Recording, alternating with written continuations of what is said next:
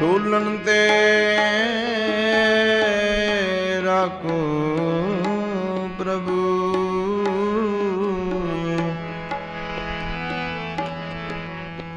ਨਾਨਕ ਦੇ ਕਰ ਹੱਥ ਆਨੰਦ ਗੁਣੀ ਨਿਦਾਨ। ਗੁਰੂ ਗਰੀਬ ਨਵਾਜ ਗਰੀਬ ਨਵਾਜ।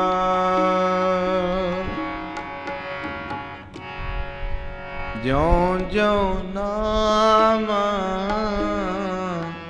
ਹਰ ਗੁਣ ਉਚਰੈ।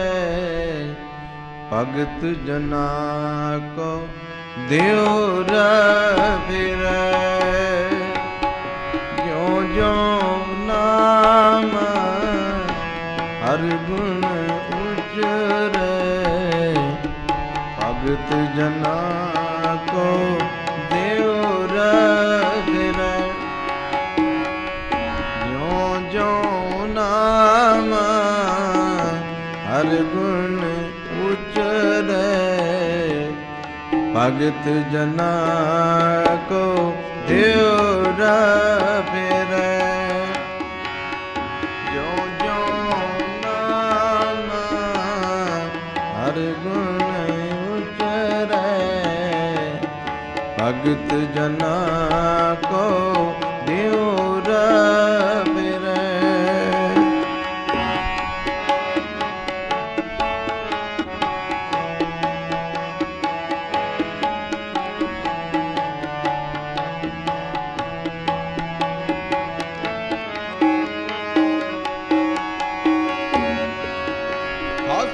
ਖਿਲਤ ਤੇਰੇ ਦਿਹੁਰੇ ਆਇਆ।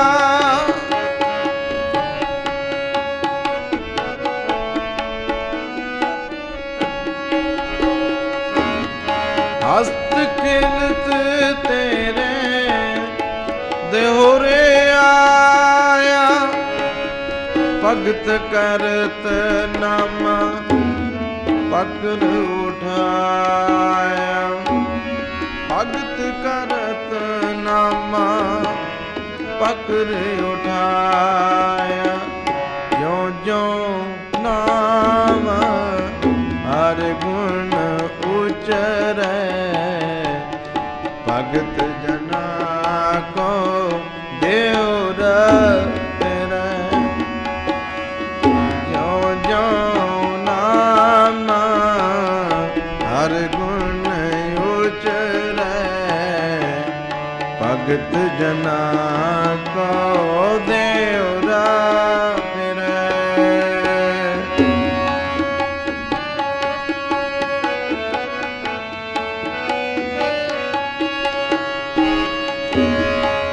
ਹੀਨੜੀ ਜਾਤ ਮੇਰੀ ਜਾਤ ਮਰਾਇਆ।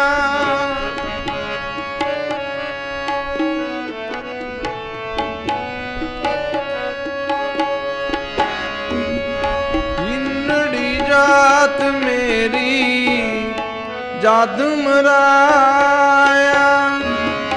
ਛਿਪੇ ਕੇ ਜਨਮ ਕਾਹੇ ਕੋ ਆਇਆ। ਛਿਪੇ ਕੇ ਜਨਮ ਕਾਹੇ ਕੋ ਆਇਆ। ਹੀਨੜੀ ਜਾਤ ਮੇਰੀ ਜਾਤ ਮਰਾਇਆ।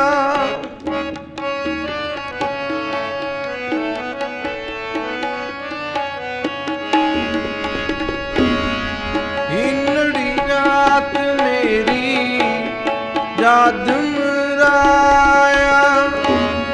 ਛਿਪ ਕੇ ਜਨਮ ਕਾਹੇ ਕੋ ਆਇਆ। ਛਿਪ ਕੇ ਜਨਮ ਕਾਹੇ ਕੋ ਆਇਆ। ਜਿਉਂ ਜਿਉਂ ਨਾਮ ਹਰ ਗੁਣ ਉਚਰੈ। ਭਗਤ ਜਨਾ ਕੋ ਦਿਉ ਫਿਰੈ। ਜਿਉਂ ਜਿਉਂ ਨਾਮ ਹਰ ਗੁਣ ਉਚਰੈ।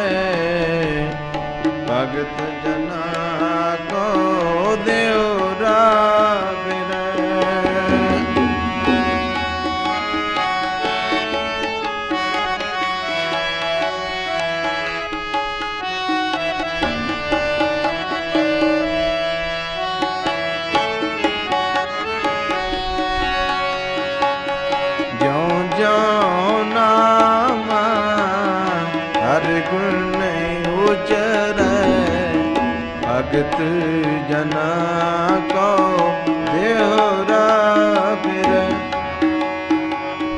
ज्यों ज्यों नामा हर गुण उचरै भगत जना को देहरा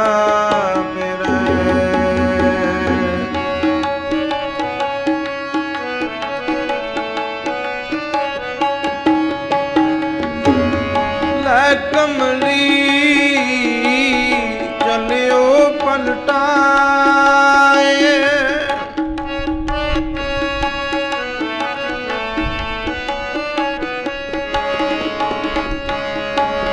कमली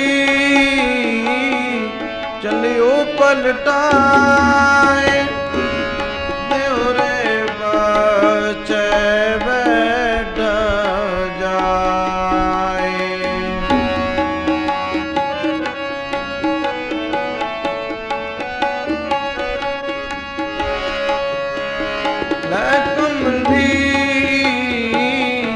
चलियो पलटाए देहरे पाछे बैठ जाए देहरे पाछे बैठ जाए ज्यों ज्यों नाम हर गुण उचरै भगत जना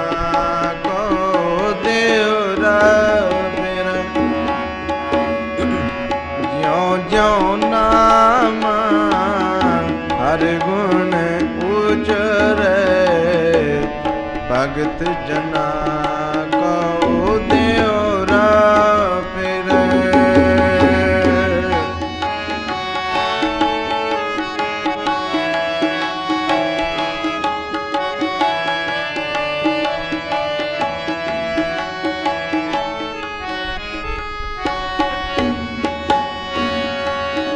कमली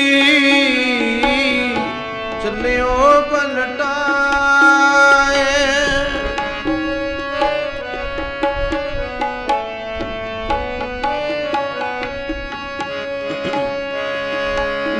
कमली चलियो पलटाए देहरे बाचे बैठा देहरे पाछे बैठा जाए ज्यों ज्यों नाम हर गुण उचरै भगत जना को देवरा फिरै ज्यों ज्यों नाम हर गुण उचरै भगत जना को देवरा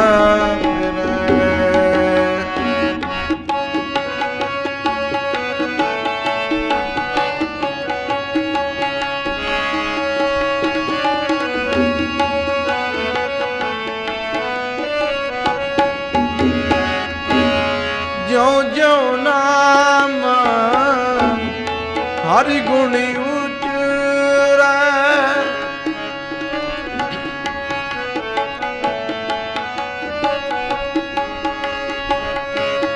ज्यों ज्यों नाम हरि गुण उचरै भगत जना को देवरा फिरै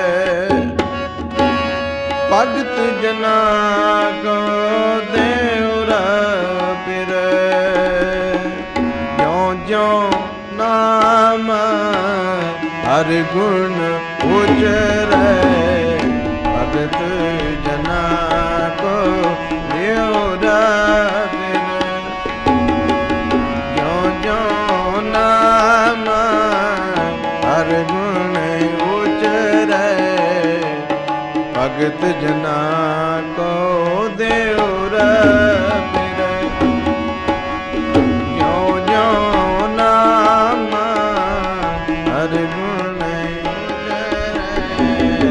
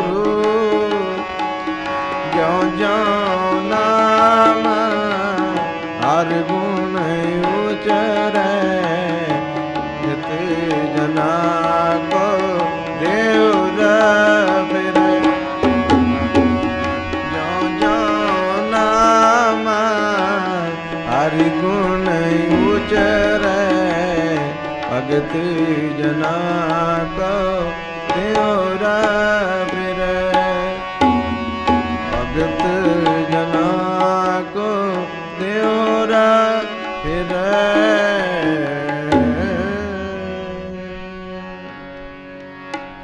परम सन्मानयोग सतगुरां दी साजी ते नवाजी गुरु खालसा सत संगत जीओ, आओ सतगुरां ने महान किरपा साडे सारिਆਂ उत्ते कीती है, जो कि कत्तक दे महीने दी संगरांद दे शुभ दिहाड़िਆਂ ਨੂੰ मुख रखदिआं सच्चे पातशाह दे पवित्र चरनां दे विच जुड़न दा सानूं सारिਆਂ ਨੂੰ समा मिले।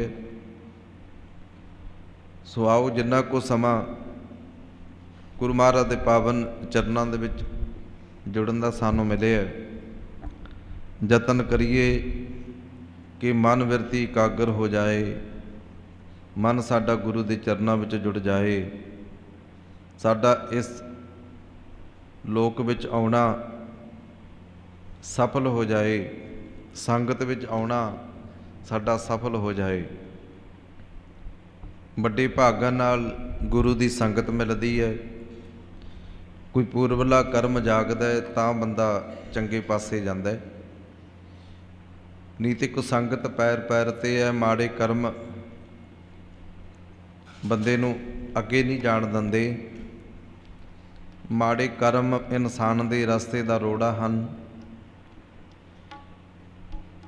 ਜਿਵੇਂ ਪੈਦਲ ਚੱਲਣ ਵਾਸਤੇ ਸਾਫ ਰਸਤੇ ਦੀ ਲੋੜ ਹੁੰਦੀ ਹੈ, ਜੇ ਸਾਫ ਰਸਤਾ ਹੋਵੇ ਇਨਸਾਨ ਸੌਖਾ ਲੰਘ ਜਾਂਦਾ ਹੈ, ਸੌਖਾ ਰਸਤਾ ਪੈਂਡਾ ਪਾਰ ਕਰ ਜਾਂਦਾ, ਤੈਅ ਕਰ ਜਾਂਦਾ ਹੈ। ਜੇ ਉਹ ਰਸਤੇ ਦੇ ਵਿੱਚ ਕੰਡੇ ਹੋਣ, ਪੱਥਰ ਇਤਿਆਦਿਕ ਉਹ ਰਸਤਾ ਕਠਿਨ ਹੋਵੇ ਤੇ ਫਿਰ ਚੱਲਣਾ ਮੁਸ਼ਕਲ ਹੋ ਜਾਂਦਾ ਹੈ, ਫਿਰ ਕਠਿਨਾਈ ਆਉਂਦੀ ਹੈ। ਇੱਦਾਂ ਹੀ ਹੈ ਜੀਵਨ ਦਾ ਰਸਤਾ ਪਿਆਰਿਓ, ਜੇ ਮਾੜੇ ਕਰਮ ਅੱਗੇ ਆਈ ਜਾਣ ਫਿਰ ਜੀਵਨ ਕਠਿਨਾਈ ਮਹਿਸੂਸ ਕਰਦਾ ਹੈ। ਜੇ ਚੰਗੇ ਕਰਮ ਹੁੰਦੇ ਹੈ ਫਿਰ ਜੀਵਨ ਦੇ ਵਿੱਚ ਸੌਖਾ ਸਮਾਂ ਬਤੀਤ ਹੋ ਜਾਂਦਾ ਹੈ। ਅੱਜ ਦੇ ਪਾਵਨ ਵਚਨ ਨੇ ਗੁਰੂ ਅਰਜਨ ਦੇਵ ਸਾਹਿਬ ਜੀ ਕੱਤਕ ਦੇ ਮਹੀਨੇ ਦੁਆਰਾ ਵਿਚਾਰ ਕਰਦੇ ਆ। ਕਹਿੰਦੇ ਕੱਤਕ ਕਰਮ ਕਮਾਵਣੇ ਦੋਸ ਨਾ ਕਾਹੂ ਜੋਗ, ਪਰਮੇਸ਼ਰ ਤੇ ਭੁੱਲਿਆ ਵਿਆਪਨ ਸਭੇ ਰੋਗ। ਕਹਿੰਦੇ ਮਨੁੱਖ ਦੇ ਆਪਣੇ ਆਪਣੇ ਕਰਮ ਨੇ ਭਾਈ, ਜਿਉਂ ਜੇ ਕਰਮ ਬੀਜਦਾ ਹੈ ਉਹਨੂੰ ਉਹ ਕਰਮ ਜਿਹੜੇ ਹੈ ਉਹ ਵੱਢਣੇ ਪੈਂਦੇ ਹੈ। ਇੱਥੇ ਕਰਮਾਂ ਦੇ ਵਿੱਚ ਆ ਕੇ ਕਿਸੇ ਦਾ ਦੋਸ਼ ਨਹੀਂ, ਕਿਸੇ ਨੂੰ ਦੋਸ਼ ਨਹੀਂ ਦਿੱਤਾ ਜਾ ਸਕਦਾ। ਜੈਸਾ ਬੀਜੈ ਸੋ ਲੈਣਾ ਕਰਮਾ ਸੰਦੜਾ ਖੇਤ, ਇਹ ਸੰਸਾਰ ਇੱਕ ਖੇਤ ਦੀ ਨਿਆਈ ਹੈ। ਜਿਵੇਂ ਕਿਸਾਨ ਆਪਣੇ ਖੇਤ ਵਿੱਚ ਮਨ ਭਾਉਂਦੀ ਫਸਲ ਬੀਜਦਾ ਹੈ ਤੇ ਮਨ ਕਰਦਾ ਕੱਚੀ ਵੱਢ ਲਵੇ ਤੇ ਮਨ ਕਰਦਾ ਪੱਕੀ ਵੱਢ ਲਵੇ, ਇੱਦਾਂ ਹੀ ਇਹ ਸੰਸਾਰ ਆ ਸਾਡਾ ਜੀਵਨ ਇੱਕ ਖੇਤ ਹੈ ਭਾਈ। ਇਹਦੇ ਵਿੱਚ ਜਿਹੋ ਜਿਹਾ ਬੀਜ ਬੀਜਾਂਗੇ ਉਹੋ ਜਿਹਾ ਹੀ ਫਲ ਮਿਲਦਾ ਹੈ। ਜਿਹੋ ਜਿਹੇ ਕਰਮ ਕਰਾਂਗੇ ਕਰਮਾਂ ਅਨੁਸਾਰ ਇਹ ਕਰਮਾਂ ਸੰਦੜਾ ਖੇਤ ਹੈ। ਕਰਮਾਂ ਦੇ ਨਾਲ ਕਰਮਾਂ ਅਨੁਸਾਰ ਇਨਸਾਨ ਨੂੰ ਫਲ ਪ੍ਰਾਪਤ ਹੁੰਦੇ ਹੈ। ਕੱਤਕ ਕਰਮ ਕਮਾਵਣੇ ਦੋਸ਼ ਨਾ ਕਾਹੂ ਜੋਗ, ਪਰਮੇਸ਼ਰ ਤੇ ਭੁੱਲਿਆ ਵਿਆਪਨ ਸਭੇ ਰੋਗ। ਕਹਿੰਦੇ ਜਿਹੜਾ ਮਨੁੱਖ ਪਰਮੇਸ਼ਰ ਨੂੰ ਭੁੱਲ ਜਾਂਦਾ ਹੈ ਉਹਨੂੰ ਜ਼ਿੰਦਗੀ ਵਿੱਚ ਰੋਗ, ਉਹਦੀ ਜ਼ਿੰਦਗੀ ਰੋਗੀ ਹੋ ਜਾਂਦੀ ਹੈ। ਦੋਸ਼ ਨਾ ਕਾਹੂ ਜੋਗ, ਕਹਿੰਦੇ ਇੱਥੇ ਕਿਸੇ ਦਾ ਦੋਸ਼ ਨਹੀਂ ਹੈ। ਬੇਮੁਖ ਹੋਏ ਰਾਮ ਤੇ ਲੱਗਣ ਜਨਮ ਵਿਜੋਗ, ਜਨਮਾਂ ਜਨਮਾਂ ਦੇ ਵਿਜੋਗ ਲੱਗ ਜਾਂਦੇ ਆ। ਜਿਹੜਾ ਇਨਸਾਨ ਪਰਮਾਤਮਾ ਤੋਂ ਆਪਣੇ ਮਾਲਕ ਤੋਂ ਬੇਮੁਖ ਹੋ ਜਾਂਦਾ। ਖਿਨ ਮੈਂ ਕੌੜੇ ਹੋਏ ਗਏ ਜਿਤਨੇ ਮਾਇਆ ਭੋਗ, ਜਿਹੜੇ ਜ਼ਿੰਦਗੀ ਵਿੱਚ ਭੋਗ ਭੋਗਦਾ ਇਹ ਕਹਿੰਦੇ ਇੱਕ ਖਿਣ ਵਿੱਚ ਹੀ ਕੌੜੇ ਹੋ ਜਾਂਦੇ, ਵਿੱਚ ਨਾ ਕੋਈ ਕਰ ਸਕਾ ਕਿਸ ਤੇ ਰੋਵੈ ਰੋਜ਼। ਕਹਿੰਦੇ ਇਹਦੇ ਵਿੱਚ ਕੋਈ ਕੁਝ ਨਹੀਂ ਕਰ ਸਕਦਾ, ਭਾਵੇਂ ਰੋਜ਼ ਦੇ ਰੋਣੇ ਰੋਈ ਜਾ, ਆਖਰ ਤੇਰੇ ਕਰਮਾਂ ਦਾ ਨਵੇੜਾ ਹੋਣਾ। ਜਿਹੋ ਜਿਹੇ ਇਨਸਾਨ ਕਰਮ ਕਰਦਾ ਹੈ ਉਹਨੂੰ ਫਲ ਜਿਹੜਾ ਹਮੇਸ਼ਾ ਭੁਗਤਣਾ ਹੀ ਪੈਂਦਾ ਹੈ। ਇਹੀ ਗੁਰਬਾਣੀ ਸਾਨੂੰ ਸਮਝਾਉਂਦੀ ਹੈ ਵੀ ਸੱਚੇ ਮਾਰਗ ਚੱਲਦੇ ਹਾਂ ਉਸ ਤਤ ਕਰੇ ਜਹਾਨ। ਸੱਚ ਦੇ ਮਾਰਗ 'ਤੇ ਤੁਰਨ ਦਾ ਯਤਨ ਕਰੀਏ, ਫਿਰ ਸਾਰਾ ਜਹਾਨ ਹੀ ਬੰਦੇ ਦੀ ਵਡਿਆਈ ਕਰਦਾ ਹੈ, ਉਸਤਤ ਕਰਦਾ ਹੈ। ਜਿਹਦੀ ਸੰਸਾਰ ਵਿੱਚ ਵਡਿਆਈ ਹੋ ਜਾਵੇ, ਸਮਝੋ ਵੀ ਉਹ ਪਰਮੇਸ਼ਰ ਦੇ ਚਰਨਾਂ ਦੇ ਵਿੱਚ ਪ੍ਰਵਾਨ ਹੋ ਗਿਆ। ਜਿਹਨੂੰ ਸੰਸਾਰ ਵੀ ਲਾਹਣਤਾ ਪਾਉਂਦਾ ਹੈ, ਸਮਝੋ ਵੀ ਉਹ ਇਨਸਾਨ ਪਰਮੇਸ਼ਰ ਤੋਂ ਬੜਾ ਦੂਰ ਹੈ। ਜੇ ਸੰਸਾਰ ਦੀ ਵਡਿਆਈ ਨਹੀਂ ਮਿਲੀ, ਫਿਰ ਨਿਰੰਕਾਰ ਦੀ ਗੋਦ ਵੀ ਪ੍ਰਾਪਤ ਨਹੀਂ ਹੁੰਦੀ।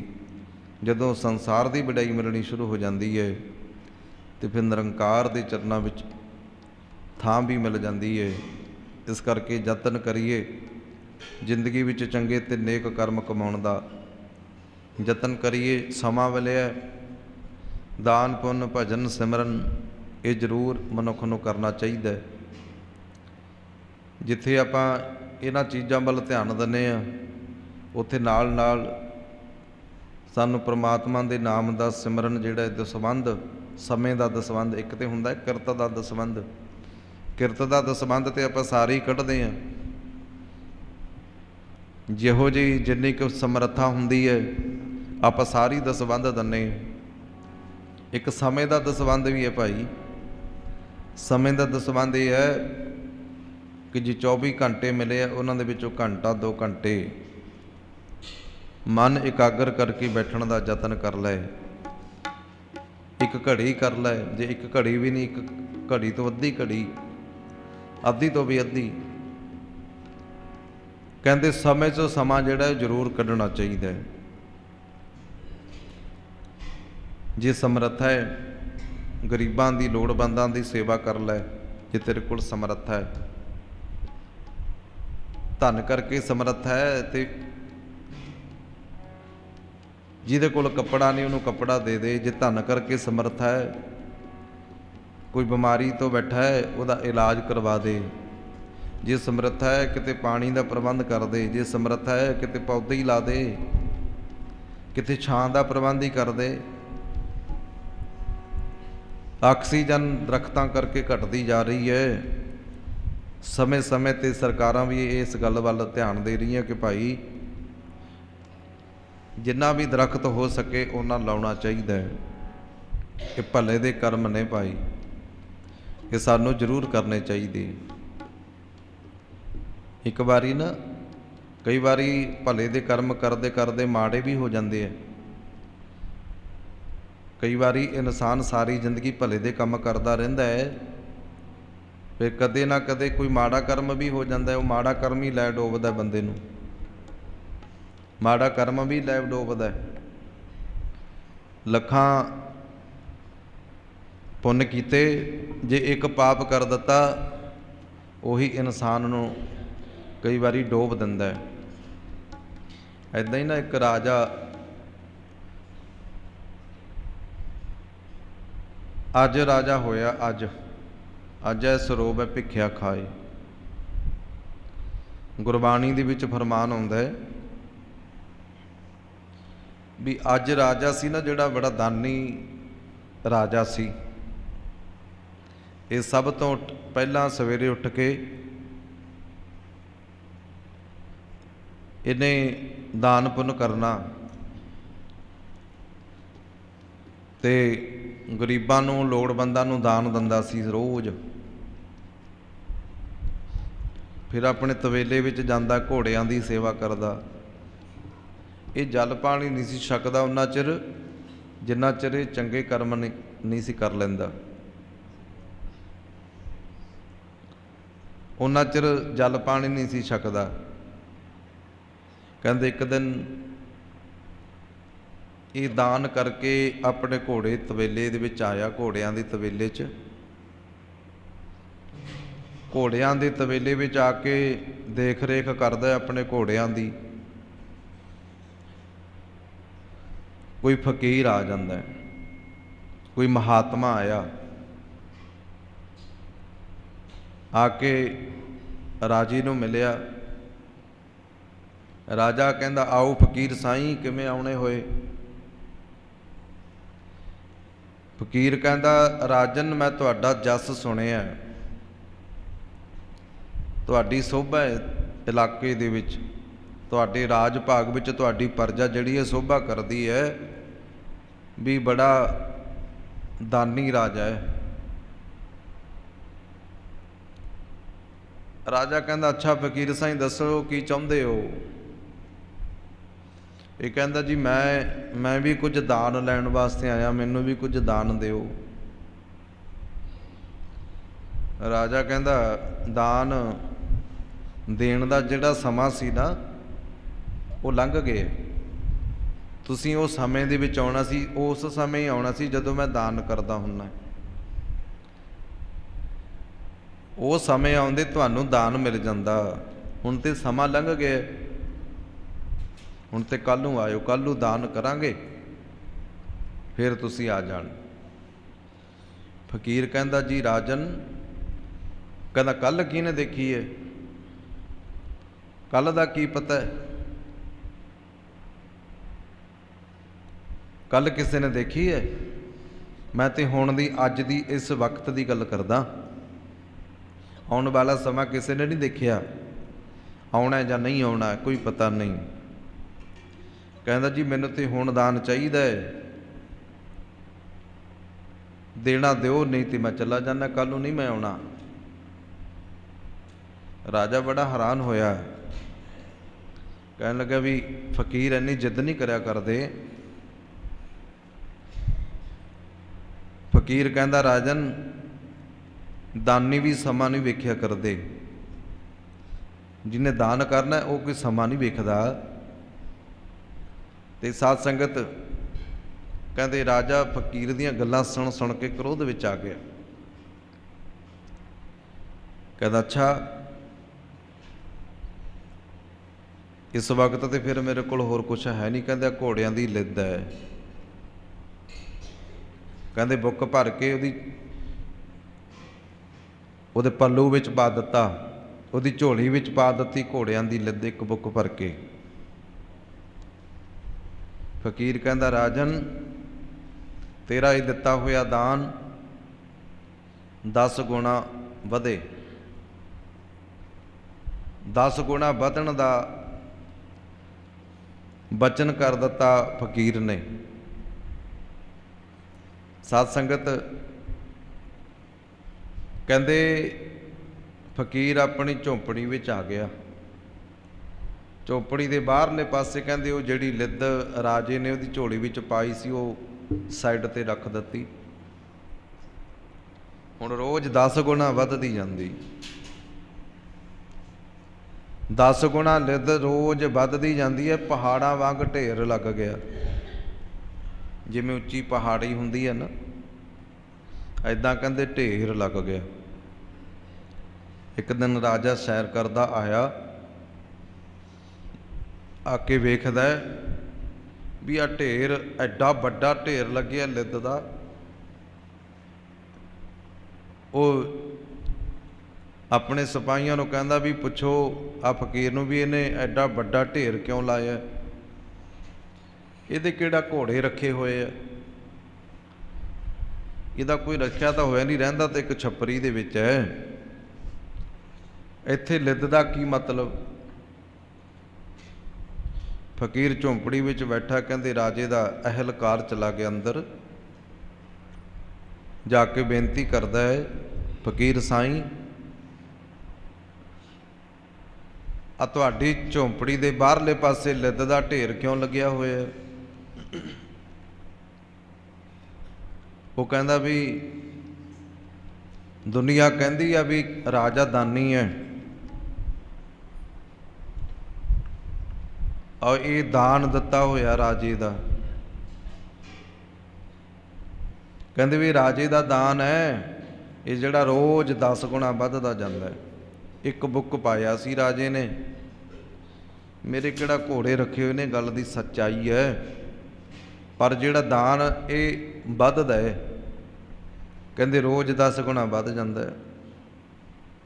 ਜਾ ਕੇ ਸਿਪਾਹੀਆਂ ਨੇ, ਅਹਿਲਕਾਰਾਂ ਨੇ ਰਾਜੇ ਨੂੰ ਆਖਿਆ, ਕਹਿੰਦੇ ਰਾਜਨ ਇਹ ਤੇ ਤੁਹਾਡਾ ਦਿੱਤਾ ਹੋਇਆ ਦਾਨ ਹੈ, ਤੁਹਾਡਾ ਦਾਨ ਹੈ ਜਿਹੜਾ ਰੋਜ਼ 10 ਗੁਣਾ ਵੱਧਦਾ ਹੈ।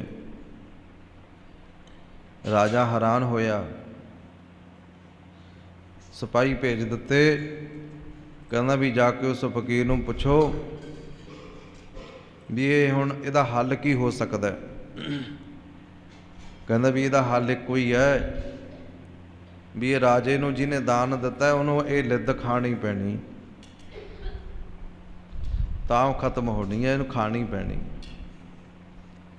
ਕਹਿੰਦੇ ਜੀ ਰਾਜਨ ਇਹ ਤੇ ਤੁਹਾਨੂੰ ਲਿੱਦ ਜਿਹੜੀ ਹੈ ਖਾਣੀ ਪੈਣੀ ਹੈ, ਤੁਹਾਡਾ ਦਾਨ ਕੀਤਾ ਹੋਇਆ ਤੁਹਾਨੂੰ ਭੁਗਤਣਾ ਪੈਣਾ, ਜੈਸਾ ਬੀਜੈ ਸੋ ਲੁਣੈ, ਕਰਮਾ ਸੰਦੜਾ ਖੇਤ। ਜਦੋਂ ਮਨੁੱਖ ਪਰਮੇਸ਼ਰ ਨੂੰ ਭੁੱਲ ਜਾਂਦਾ ਹੈ, ਪਰਮੇਸ਼ਰ ਤੇ ਭੁੱਲਿਆ ਵਿਆਪਨ ਸਭੇ ਰੋਗ, ਫਿਰ ਕਈ ਵਾਰੀ ਦਾਨੀ ਹੁੰਦਾ ਹੋਇਆ ਵੀ ਪਾਪ ਕਰ ਬੈਠਦਾ ਹੈ। ਹੁਣ ਰਾਜੇ ਨੂੰ ਇਸ ਗੱਲ ਦੀ ਚਿੰਤਾ ਛਿੜ ਗਈ ਵੀ ਲਿੱਦ ਕੌਣ ਖਾਵੇ।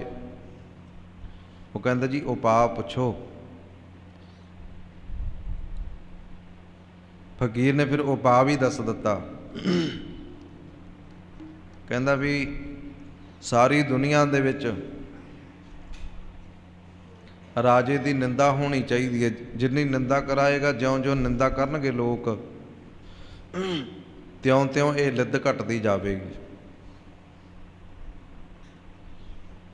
ਰਾਜੇ ਨੇ ਯਤਨ ਕੀਤਾ। ਹੁਣ ਨਿੰਦਾ ਕਰਾਉਣ ਦੇ ਵਾਸਤੇ ਮਾੜੇ ਕਰਮ ਕਰਨੇ ਪੈਂਦੇ ਹੈ। ਜੇ ਕੋਈ ਚੰਗੇ ਕਰਮ ਕਰਦਾ ਹੈ ਫਿਰ ਨਿੰਦਾ ਥੋੜ੍ਹੀ ਹੁੰਦੀ ਹੈ। ਚੰਗੇ ਕਰਮਾਂ ਦੇ ਨਾਲ ਤਾਂ ਬੰਦੇ ਦੀ ਉਸਤਤ ਹੁੰਦੀ ਹੈ, ਮਾੜੇ ਕਰਮ ਕਰਨੇ ਪੈਂਦੇ ਆ ਤਾਂ ਬੰਦੇ ਦੀ ਫਿਰ ਨਿੰਦਾ ਹੁੰਦੀ। ਹੁਣ ਰਾਜਾ ਚੰਗੇ ਕਰਮ ਕਰਨ ਵਾਲਾ ਦਾਨੀ, ਇਹਨੇ ਕਹਿੰਦੇ ਫਿਰ ਮਾੜੇ ਕਰਮ ਕਰਨੇ ਸ਼ੁਰੂ ਕੀਤੇ, ਜਿਵੇਂ ਕਿਸੇ ਦੀ ਧੀ ਦਾ ਹੱਥ ਫੜ ਲੈਣਾ। ਲੋਕਾਂ ਨੇ ਬੁਰਾ ਭਲਾ ਬੋਲਣਾ ਸ਼ੁਰੂ ਕਰ ਦਿੱਤਾ ਵੀ ਰਾਜਾ ਤੇ ਪਹਿਲਾਂ ਧਰਮੀ ਰਾਜਾ ਸੀ, ਹੁਣ ਤੇ ਇਹ ਕਿਸੇ ਦੀ ਧੀ ਭੈਣ ਦਾ ਵੀ ਸਾਂਝੀ ਨਹੀਂ ਰਿਹਾ। ਅਪਸ਼ਬਦ ਬੋਲਣੇ ਸ਼ੁਰੂ ਕਰ ਦਿੱਤੇ ਰਾਜੇ ਨੇ। ਦੁਨੀਆ ਕਹਿਣ ਲੱਗੀ ਵੀ ਬੜਾ ਧਰਮੀ ਰਾਜਾ ਸੀ, ਹੁਣ ਇਹਨੂੰ ਕੀ ਹੋ ਗਿਆ, ਇਹ ਮਾੜੇ ਪਾਸੇ ਤੁਰ ਗਿਆ, ਇਹਦੇ ਮਾੜੇ ਕਰਮ ਆ ਗਏ। ਸਾਰੀ ਦੁਨੀਆ ਨੇ ਕਹਿੰਦੇ ਰਾਜੇ ਦੀ ਨਿੰਦਾ ਕੀਤੀ ਰਾਜ ਭਾਗ ਦੇ ਵਿੱਚ। ਥੋੜੀ ਜਿਹੀ ਲੱਦ ਬਚ ਗਈ, ਥੋੜੀ ਜਿਹੀ ਲੱਦ ਬਚੀ ਤੇ ਫਿਰ ਫਕੀਰ ਸਾਹਿਬ ਨੂੰ ਫੇਰ ਪੁੱਛਦੇ ਆ ਜਾ ਕੇ,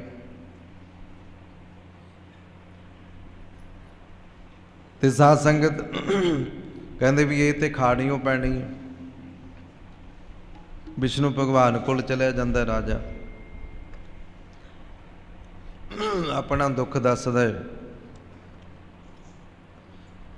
ਤੇ ਸਾਧ ਸੰਗਤ ਪਹਿਲਾਂ ਤੇ ਭਗਵਾਨ ਦੇ ਕੋਲ ਜਾ ਕੇ ਆਪਣਾ ਰਾਜ ਵਾਲਾ ਚੋਲਾ ਜਿਹੜਾ ਸੀ ਰਾਜਿਆਂ ਮਹਾਰਾਜਿਆਂ ਵਾਲਾ ਉਤਾਰ ਕੇ ਭੇਸ਼ ਬਦਲ ਕੇ ਜਾਂਦਾ।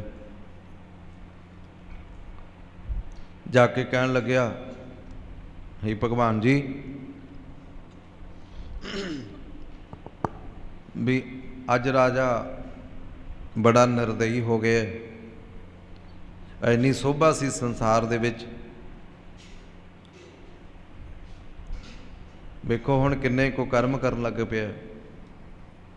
ਇਹ ਜਾ ਕੇ ਆਪ ਹੀ ਆਪਣੇ ਖਿਲਾਫ ਵਿਸ਼ਨੂੰ ਭਗਵਾਨ ਕੋਲ ਜਾ ਕੇ ਨਿੰਦਾ ਕਰਾਉਣ ਦਾ ਮਾਰਾ ਬੋਲਣ ਲੱਗ ਪਿਆ। ਕਹਿੰਦੇ ਫਿਰ ਭਗਵਾਨ ਨੇ ਆਖਿਆ ਕਿ ਰਾਜਨ ਬਹੁਤਾ ਸਿਆਣਾ ਨਾ ਬਣ, ਇਹ ਜਿਹੜੀ ਲਿੱਦ ਹੈ ਜਿੰਨਾ ਕੋ ਦਾਨ ਕੀਤਾ ਉਹਨਾਂ ਕੋ ਤੈਨੂੰ ਇਹ ਖਾਣਾ ਹੀ ਪੈਣਾ ਹੈ। ਫਿਰ ਹੱਥ ਜੋੜਦੇ ਕਹਿੰਦਾ ਜੀ ਉਪਾਅ ਦੱਸ ਦਿਓ ਕੋਈ, ਵੀ ਥੋੜਾ ਹੀ ਰਹਿ ਗਿਆ, ਹੁਣ ਪਹਾੜ ਜਿੱਡਾ ਢੇਰ ਸੀ ਜਿਹੜਾ ਖਤਮ ਹੋ ਗਿਆ, ਹੁਣ ਤੁਸੀਂ ਕੋਈ ਉਪਾਅ ਦੱਸ ਦਿਓ। ਤੇ ਸਾਧ ਸੰਗਤ ਕਹਿੰਦੇ ਇਹ ਤੇ ਖਾਣੀਓ ਪੈਣੀ ਹੈ, ਪਰ ਐਂ ਕਰ ਇਹ ਜਿੰਨੀ ਕੋ ਬਚੀ ਹੈ ਨਾ, ਇਹਦਾ ਚੂਰਨ ਬਣਾ ਕੇ ਰੱਖ ਲੈ, ਥੋੜੀ ਥੋੜੀ ਖਾਇਆ ਕਰ। ਫਿਰ ਉਹ ਰਾਜਾ ਕਹਿੰਦੇ ਨਾਲੇ ਤੇ ਰੋਜ਼ ਥੋੜੀ ਥੋੜੀ ਕਰਕੇ ਲਿੱਦ ਖਾਂਦਾ ਹੈ ਤੇ ਨਾਲੇ ਪਛਤਾਉਂਦਾ ਹੈ। ਅਜੈ ਸਰੋਵੈ ਭਿਖਿਆ ਖਾਏ, ਉਹ ਦਿੱਤਾ ਹੋਇਆ ਦਾਨ। ਸਾਧ ਸੰਗਤ ਅਸ ਰਾਜ